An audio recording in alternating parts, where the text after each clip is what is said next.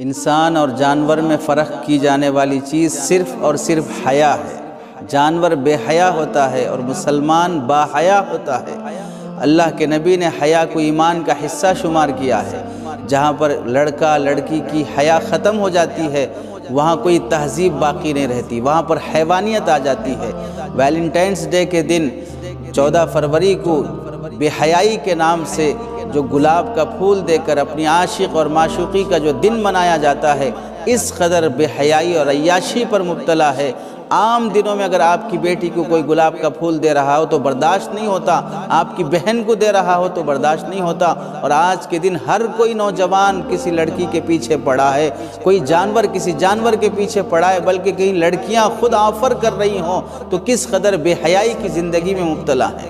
ایسی بے حیائی پر اللہ کی کس قدر لعنت برسے گی، اور ایسی لڑکیوں کی گودوں میں کہاں سے پاکیزہ نسل جنم لے گی۔